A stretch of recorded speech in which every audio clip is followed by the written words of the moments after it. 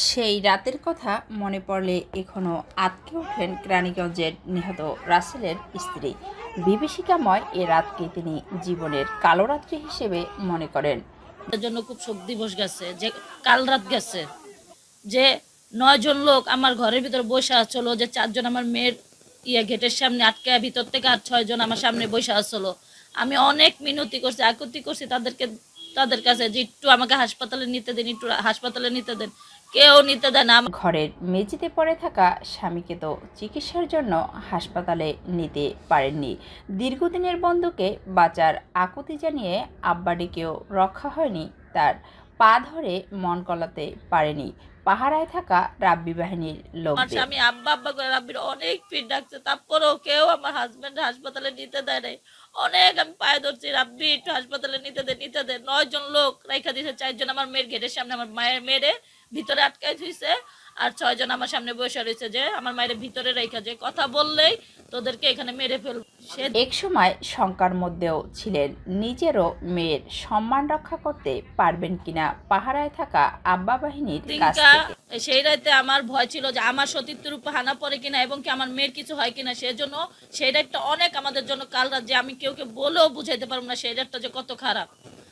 পাকিস্তানে যেরকম হানাদারদের মতন জানি অবস্থা হয়েছিল, এরকম মানে আমাদেরকেও এরকম হয়ে গেছিল।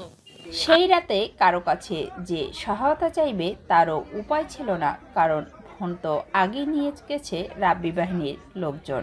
মোবাইলও ছিল না, আমার হাতে মোবাইলও ছিল না, যে না পুলিশকে ফোন দিব করতে, আমার মোবাইল রাব্বি নিয়ে গেছে, না যোগাযোগ করতে পারি নাই। স্বামীকে তো হারিয়েছি, এখন নতুন করে শঙ্কা দেখা দিয়েছে ন্যায় বিচার পাওয়ানি। টাকা পয়সার মালিক, তাদেরকে কাছে মনে হয় না যে আমি ন্যায় বিচার পাবো।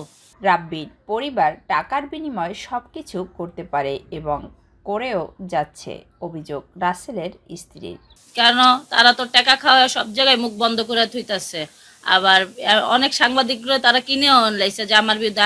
এখন একমাত্র ভরসার স্থান প্রধানমন্ত্রী, তার কাছেই দিলেন বিচারের ভার। প্রধানমন্ত্রী, যে আমার বিশ্বাস যে আপনি কখনো অন্যায়কে প্রশ্রয় দেন না, আর এই ব্যাপারও আপনি প্রশ্রয় দিবেন না, এটা আপনার দ্বারা আমরা আশাবাদী। মেয়ের দাবি, বাবাকে তো হারিয়েছি, কিন্তু যারা আমাকে বাবার আদর থেকে বঞ্চিত করেছে তাদের বিচার হোক, চাইলেন প্রধানমন্ত্রীর সহায়তা। প্রধানমন্ত্রীর দৃষ্টি আকর্ষণ করে বলতেছি, আপনিও যেমন বাবা হারানো ব্যথাটা বুঝেন, আমারও ব্যথাটা বুঝছেন, যে একটা বাবা হারানো একটা সন্তানের কাছে অনেক বড় কথা।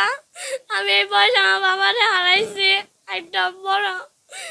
আমি চাই যে আপনি আমার মানে আসামিদেরকে শাস্তি দিবেন, উচিত বিচার দিবেন। চিন্তা আসামিকে ধরা হয় না, রান্না বাপ্পি রাকিব যারা আমাদের চুরি ধরেছে, সালাউদ্দিন, আমার বাবা বন্ধু হয়ে আমার বাপের মারছে। এরা কেমন বন্ধু, বন্ধু নামে বেঈমান। বাবা হারানো মেয়ের এই আর্তনাদ কি পৌঁছবে সবার কানে? রাসেলের পরিবার কি পাবে ন্যায় বিচার? ওরা মানুষ না, ওরা নির্দয় মানুষ, ওরা মানুষকে মেরে ফেললো। মিথিলা আক্তার, আলোচিত খবর, ঢাকা।